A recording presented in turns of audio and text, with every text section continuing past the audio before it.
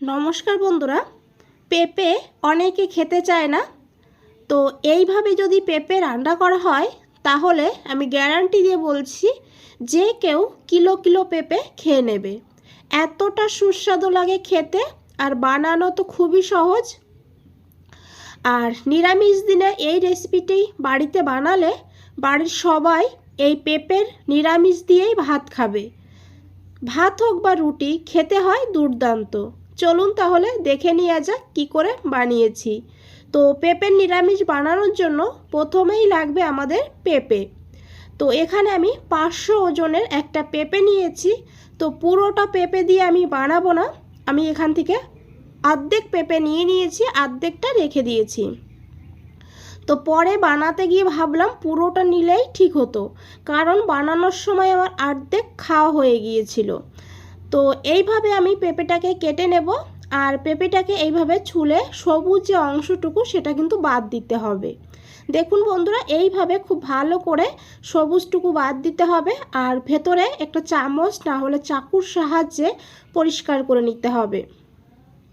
আর এইভাবে পরিষ্কার করে নেওয়ার পর পেঁপেগুলোকে ভালো করে ধুয়ে নিতে হবে। আর ধুয়ে নেওয়ার পর এখন পেঁপেটাকে গ্রেট করতে হবে। এইভাবে একটা গ্রেটার দিয়ে পেঁপেটাকে গ্রেট করে নিতে হবে। বন্ধুরা, ভিডিওটা না টেনে পুরোটা দেখবেন, তাহলে খুব ভালো করে বুঝতে পারবেন। দেখুন বন্ধুরা, এখানে পেঁপেটাকে গ্রেট করে নিয়েছি। আর এইদিকে নিয়েছি 1/3 কাপ মুগের ডাল। ডালটাকে 1 ঘন্টা আগে ভিজিয়ে রাখতে হবে।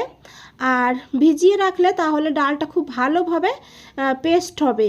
এখানে আমাদের ডালটাকে বেটে নিতে হবে, তার জন্য একটা মিক্সচার গ্রাইন্ডারে নিয়ে নিতে হবে। আপনারা কিন্তু শিলেও বেটে নিতে পারবেন। আর দিয়েছি 2 টুকরো আদা আর কাঁচা লঙ্কা। আর ঢাকনা বন্ধ করে জল না দিয়ে এইভাবে একদম স্মুথ করে পেস্ট করতে হবে। আর এই ডালের পেস্ট একটা বলে নিয়ে নিতে হবে। আর এখন হাত দিয়ে খুব ভালো করে ফেটিয়ে নিতে হবে। হাত দিয়ে এইভাবে খুব ভালো করে ফেটালে এক তো ফেটানো তাড়াতাড়ি হয়ে যাবে, আর একদম স্মুথ হয়ে যাবে ডালটা।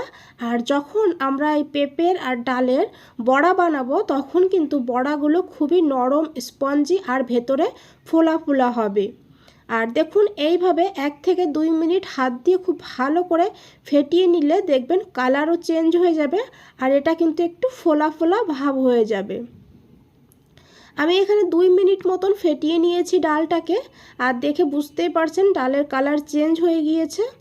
আর তারপরে দিয়ে দিয়েছি একটু ধনেপাতা কুচি, আর দিয়েছি স্বাদ মতন লবণ, আর দিতে হবে এখানে অল্প করে একটু হলুদ গুঁড়ো। আর এখন এই উপকরণকে খুব ভালো করে ডালের সঙ্গে মিশিয়ে নিতে হবে। আর দেখুন বন্ধুরা, এইভাবে মিশিয়ে নেওয়ার পর এখানে দিয়ে দিতে হবে গ্রেট করে রাখা পেঁপে। আর পেঁপেটাকে দিয়ে খুব ভালো করে মিশাতে হবে। বন্ধুরা, রেসিপিটা যদি একটু ভালো লেগে থাকে একটা লাইক দিয়ে দেবেন। আর নতুন বন্ধুদের বলছি, চ্যানেলটা এখনও সাবস্ক্রাইব করে না রাখলে চ্যানেলটা সাবস্ক্রাইব করে পাশে থাকবেন আর আমাকে এগিয়ে যেতে সাহায্য করবেন। দেখুন বন্ধুরা, এইভাবে খুব ভালো করে মেখে নেওয়ার পর হাতে এইভাবে কিছুটা নিয়ে নিতে হবে। আর এখন যে কোনো শেপে আপনারা বানিয়ে নিতে পারেন। এখানে আমি গোল গোল বড়ার মতন বানিয়ে নিয়েছি। আর এদিকে একটা কড়াইতে দিতে হবে তেল। এখানে আমি সর্ষের তেলে রান্নাটা করব, তাই আমি সর্ষের তেল দিয়ে দিয়েছি। আপনারা কিন্তু সাদা তেলেও রান্নাটা করতে পারবেন।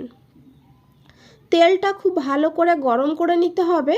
তারপরে একটা একটা করে এই বড়াগুলো দিয়ে দিতে হবে।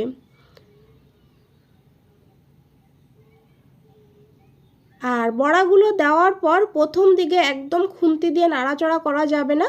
যখন দেখবেন নিচের সাইডটা এইভাবে লাল হয়ে এসছে তখন এটাকে উল্টিয়ে দেবেন। প্রথমেই যদি নাড়াচাড়া করা হয় তাহলে বড়াগুলো ভেঙে যেতে পারে। তো এইভাবে লাল হয়ে উঠলে তখন বুঝবেন বড়াগুলো শক্ত হয়ে গিয়েছে। আর এইভাবেই একটা একটা করে বড়াকে উল্টে পাল্টে ভেজে নিতে হবে। বন্ধুরা, পেঁপে একবার এইভাবে রান্না করে দেখুন, বাড়ির সবাই ভীষণ মজা করে খাবে, কেউ বুঝতেই পারবে না এটা পেঁপে দিয়ে বানিয়েছেন। দেখুন বন্ধুরা, এইভাবে পেঁপেটাকে ভেজে তুলে নিতে হবে। আর এইভাবে আমি যখন ভেজে রেখেছিলাম আমার কিন্তু অর্ধেক পরিমাণ বড়া খাওয়া হয়ে গিয়েছিল। তো ওই জন্য পুরোটা পেঁপে দিয়ে দেওয়াই ভালো ছিল। আর আপনারা যখন বানাবেন তখন একটু পেঁপেটা বেশি নিয়ে নেবেন।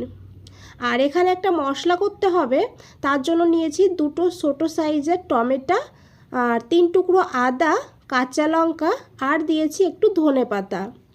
এইভাবে পেস্ট করে সাইডে রেখে দিতে হবে। আর দেখুন বড়াগুলো সব ভেজে নিয়েছি, আর ভেতরটা দেখুন কত সুন্দর হয়েছে। এটা কিন্তু এমনিতেই খাওয়া যায়। আর কতটা ফাঁপা হয়েছে ভেতরে, আর নরমও হয়েছে দেখুন। তো বড়াগুলোকে সাইডে রেখে এই তেলেই দিয়ে দিয়েছি 2টো এলাচ, আর দিতে হবে এখানে শুকনো লঙ্কা, আর দিয়ে দিতে হবে এখানে তেজপাতা, আর হাফ চামচ গোটা জিরা। এখন এই মশলাটাকে একটু ভেজে নিতে হবে। সুন্দর একটা গন্ধ বের হলে তখন এখানে দিয়ে দিতে হবে 1/4 চামচ হিং। বন্ধুরা, নিরামিষ রান্নাতে একটু হিং দিলে তাহলে কিন্তু স্বাদটা অনেকটা বেড়ে যায়, আর খুব সুন্দর একটা গন্ধও আসে। আর তারপরে দিয়ে দিতে হবে বেটে রাখা মশলাটা, আদা, কাঁচা লঙ্কা, টমেটো, ধনেপাতা আমরা যে পেস্ট করে রেখেছিলাম সেই মশলাটাই দিয়ে দিতে হবে। আর মশলাটা দিয়ে এইভাবে খুব ভালো করে তেলের সঙ্গে মিশিয়ে নিতে হবে। আর এইভাবে মিশিয়ে নেওয়ার পর এখানে দিয়ে দিতে হবে কিছু গুঁড়ো মশলা। হাফ চামচ ধনের গুঁড়ো দিতে হবে, হাফ চামচ জিরের গুঁড়ো দিতে হবে, আর দিয়ে দিতে হবে এখানে হাফ চামচ হলুদ গুঁড়ো।